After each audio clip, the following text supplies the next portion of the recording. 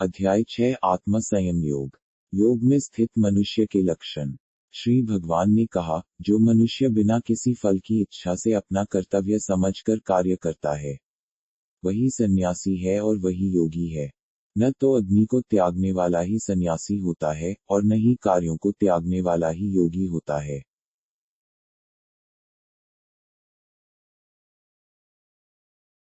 श्री भगवान ने कहा, जो मनुष्य बिना किसी फल की इच्छा से अपना कर्तव्य समझकर कार्य करता है, वही सन्यासी है और वही योगी है। न तो अग्नि को त्यागने वाला ही सन्यासी होता है और न ही कार्यों को त्यागने वाला ही योगी होता है।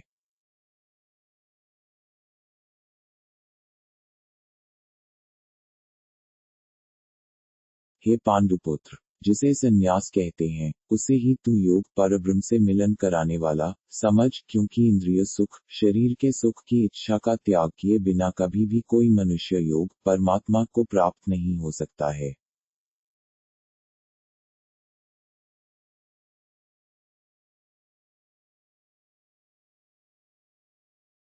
मन को वश में करने की इच्छा वाले मनुष्य को योग की प्राप्ति के लिए कर्म करना कारण होता है, और योग को प्राप्त होते होते सभी सांसारिक इच्छाओं का अभाव हो जाना ही कारण होता है।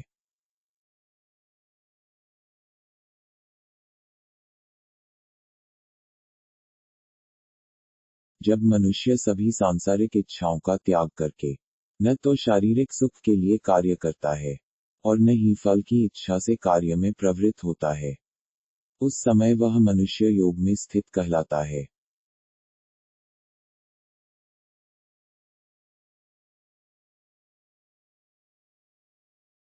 मनुष्य को चाहिए कि वह अपने मन के द्वारा अपना जन्म मृत्यु रूपी बंधन से उद्धार करने का प्रयत्न करे और अपने को निम्न योनि में न गिरने दे, क्योंकि यह मन ही जीवात्मा का मित्र है और यही जीवात्मा का शत्रु भी है।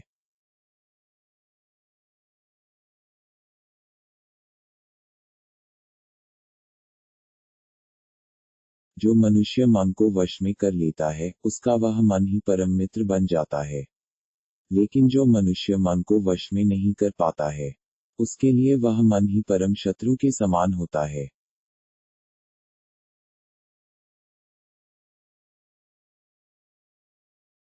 जिसने मन को वश में कर लिया है, उसको परम शांति स्वरूप परमात्मा पूर्ण रूप से प्राप्त हो जाता है। उस मनुष्य के लिए सर्दी गर्मी, सुख दुख और मान अपमान एक समान होते हैं।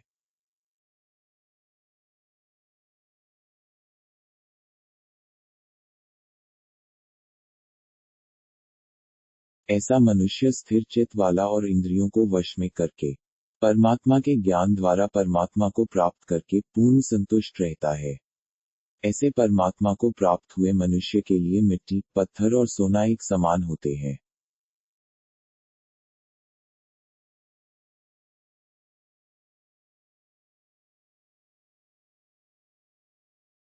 ऐसा मनुष्य स्वभाव से सभी का हित चाहने वाला, मित्रों और शत्रुओं में, तटस्थों और मध्यस्थों में, शुभ चिंतकों और ईर्ष्यालुओं में, पुण्यात्माओं और पापात्माओं में भी एक समान भाव रखने वाला होता है।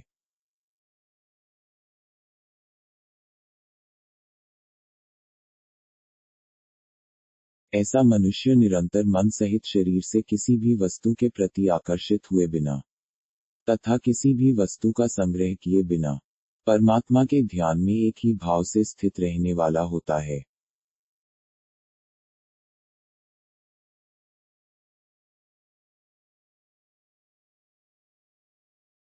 योग के अभ्यास के लिए मनुष्य को एकांत स्थान में पवित्र भूमि में न तो बहुत ऊंचा और न ही बहुत नीचा कुशा के आसन पर मुलायम वस्त्र या मृगशाला बिछाकर उस पर दृढ़ता पूर्वक बैठकर मन को एक बिंदु पर स्थित करके चित्त और इंद्रियों की क्रियाओं को वश में रखते हुए अंतःकरण की शुद्धि के लिए योग का अभ्यास करना चाहिए।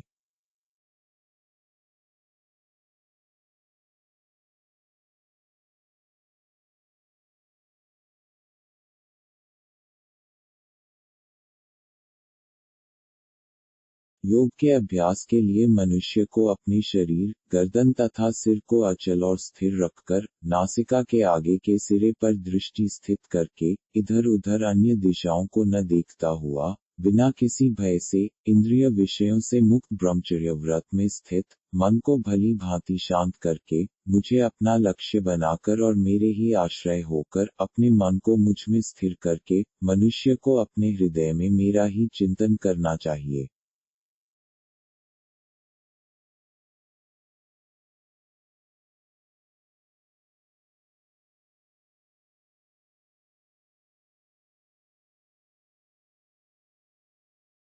इस प्रकार निरंतर शरीर द्वारा अभ्यास करके, मन को परमात्मा स्वरूप में स्थिर करके, परम शांति को प्राप्त हुआ योग में स्थित मनुष्य ही सभी सांसारिक बंधन से मुक्त होकर मेरे परम धाम को प्राप्त कर पाता है।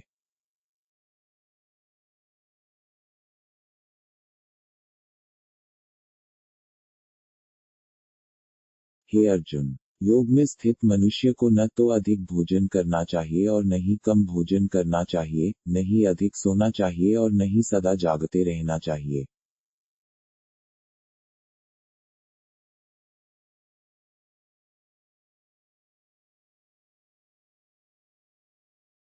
नियमित भोजन करने वाला, नियमित चलने वाला, नियमित जीवन निर्वाह के लिए कार्य करने वाला और नियमित सोने वाला योग में स्थित मनुष्य सभी सांसारिक कष्टों से मुक्त हो जाता है।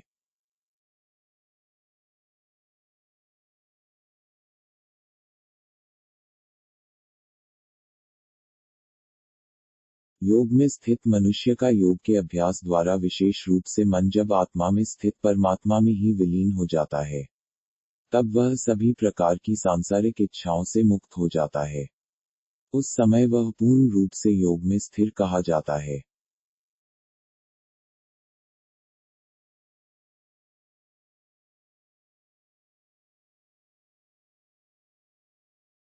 उदाहरण के लिए जिस प्रकार बिना हवा वाले स्थान में दीपक की लौ बिना इधर उधर हुए स्थिर रहती हैं, उसी प्रकार योग में स्थित मनुष्य का मन निरंतर आत्मा में स्थित परमात्मा में स्थिर रहता है।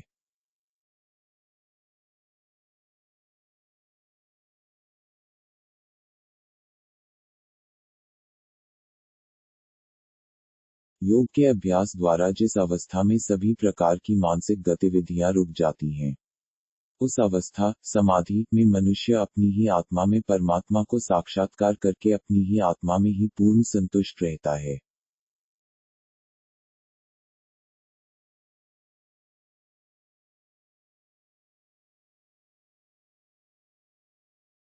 तब वह अपनी शुद्ध चेतना द्वारा प्राप्त करने योग्य परम आनंद को शरीर से अलग जानता है, और उस अवस्था में परम तत्व परमात्मा में स्थित वह योगी कभी भी विचलित नहीं होता है।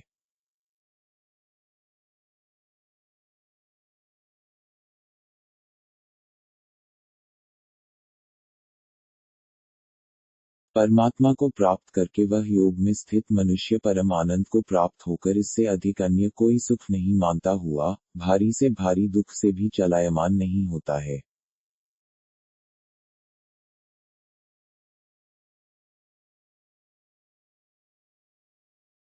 मनुष्य को चाहिए कि दृढ़ विश्वास के साथ योग का अभ्यास करते हुए सभी सांसारिक संसर्ग से उत्पन्न दुखों से बिना विचलित हुए योग समाधि में स्थित रहकर कार्य करे।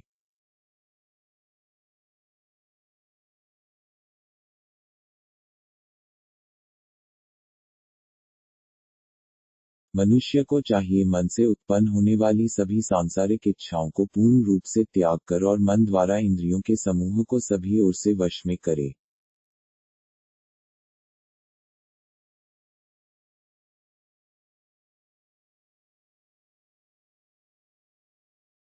मनुष्य को चाहिए क्रमशः चलकर बुद्धि द्वारा विश्वास पूर्वक अभ्यास करता हुआ मन को आत्मा में स्थित करके परमात्मा के चिंतन के अलावा अन्य किसी वस्तु का चिंतन न करे।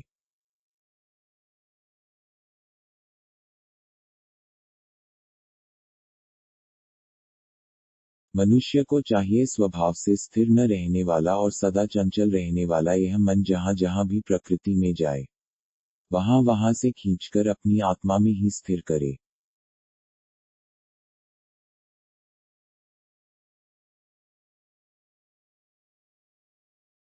योग में स्थित मनुष्य का मन जब परमात्मा में एक ही भाव में स्थिर रहता है, और जिसकी रजगुण से उत्पन्न होने वाली कामनाएं भली प्रकार से शांत हो चुकी हैं।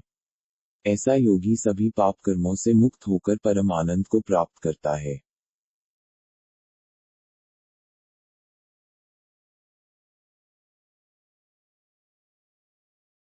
इस प्रकार योग में स्थित मनुष्य निरंतर योग अभ्यास द्वारा सभी प्रकार के पापों से मुक्त होकर सुखपूर्वक परब्रह्म से एक ही भाव में स्थिर रहकर दिव्य प्रेम स्वरूप परम आनंद को प्राप्त करता है।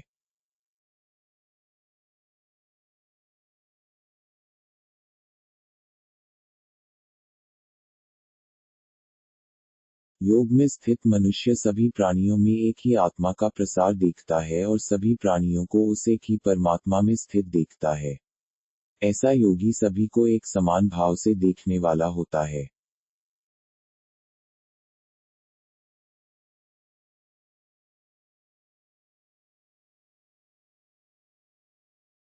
जो मनुष्य सभी प्राणियों में मुझ परमात्मा को ही देखता है और सभी प्राणियों को मुझ परमात्मा में ही देखता है, उसके लिए मैं कभी अदृश्य नहीं होता हूँ और वह मेरे लिए कभी अदृश्य नहीं होता है।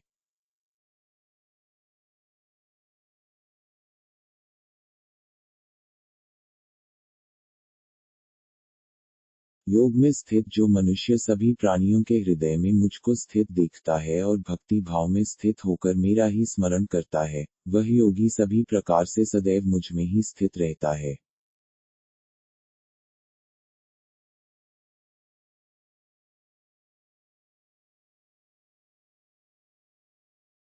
हे अर्जुन, योग में स्थित जो मनुष्य अपने ही समान सभी प्राणियों को देखता है, सभी प्राणियों के सुख और दुख को भी एक समान रूप से देखता है, उसी को परम पूर्ण योगी समझना चाहिए।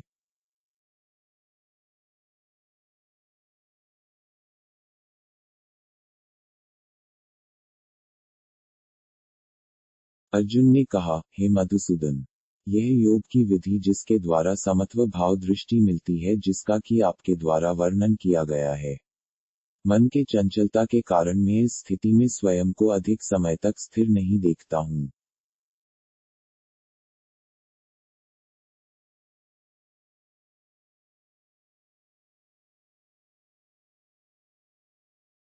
हे कृष्ण, क्योंकि यह मन निश्चय ही बड़ा चंचल है, अन्य को मत डालने वाला है और बड़ा ही हठी तथा बलवान है, मुझे इस मन को वश में करना वायु को वश में करने के समान अत्यंत कठिन लगता है।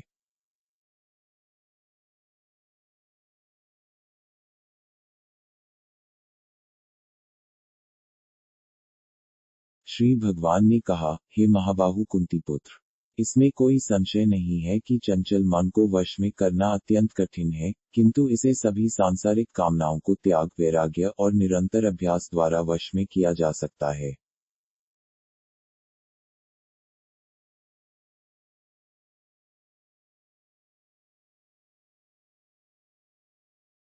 जिस मनुष्य द्वारा मन को वश में नहीं किया गया है, ऐसे मनुष्य के लिए परमात्मा की प्राप्ति योग असंभव है, लेकिन मन को वश में करने वाले प्रयत्नशील मनुष्य के लिए परमात्मा की प्राप्ति योग सहज होता है।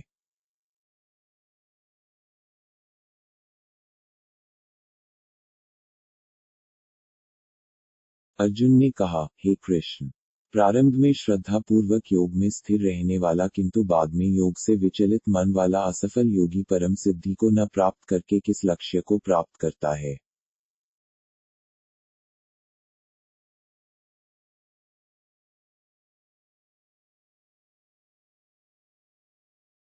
हे महाबाहु कृष्ण, परमात्मा की प्राप्ति के मार्ग से विचलित हुआ जो कि न तो सांसारिक भोग को ही भोग पाया और न ही आपको प्राप्त कर सका, ऐसा मोह से ग्रसित मनुष्य क्या छिन भिन बादल की तरह दोनों ओर से नष्ट तो नहीं हो जाता।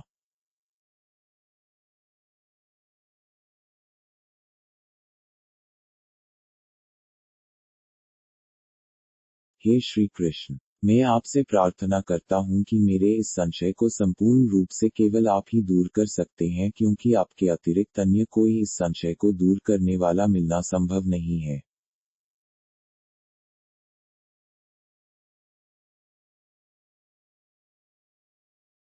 श्री भगवान ने कहा, हे पृथापुत्र, उस असफल योगी का न तो इस जन्म में और न अगले जन्म में ही विनाश होता है, क्योंकि हे प्रिय मित्र, परम कल्याणकारी नियत कर्म करने वाला कभी भी दुर्गति को प्राप्त नहीं होता है।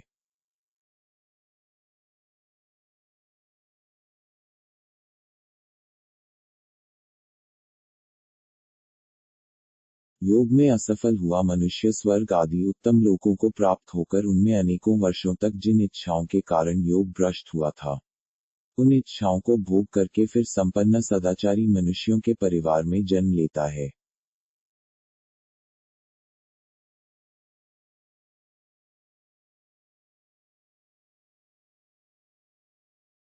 अथवा उत्तम लोकों में न जाकर स्थिर बुद्धि वाले विद्वान योगियों के परिवार में जन्म लेता है। किंतु इस संसार में इस प्रकार का जन्म निसंदेह अत्यंत दुर्लभ है।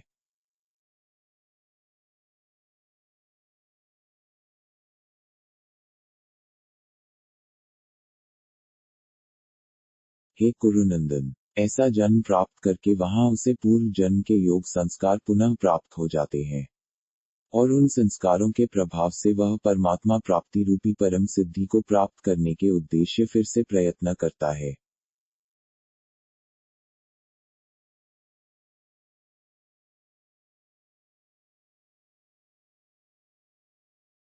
पूर्व जन्म के अभ्यास के कारण वह निश्चित रूप से परमात्म पथ की ओर स्वतः ही आकर्षित हो जाता है। ऐसा जिज्ञासु योगी शास्त्रों के अनुष्ठानों का उल्लंघन करके योग में स्थित हो जाता है।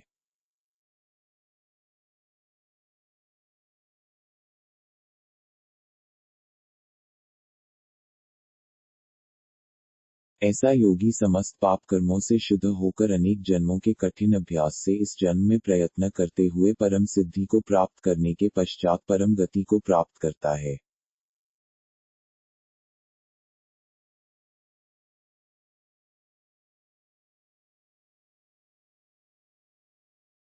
तपस्वियों से योगी श्रेष्ठ है, शास्त्र ज्ञानियों से भी योगी श्रेष्ठ माना जाता है, और सकाम कर्म करने वालों की अपेक्षा भी योगी श्रेष्ठ है। इसलिए हे अर्जुन, तू योगी बन।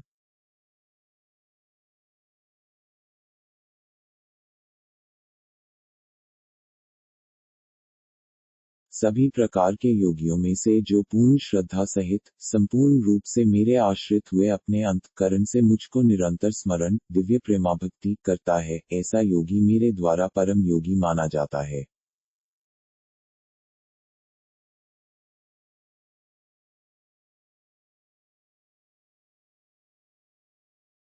इस प्रकार उपनिषद, ब्रह्मविद्या तथा योगशास्त्र रूप श्रीमद् भगवद गीता के श्री कृष्ण अर्जुन संवाद में ध्यान योग नाम का छठा अध्याय संपूर्ण हुआ।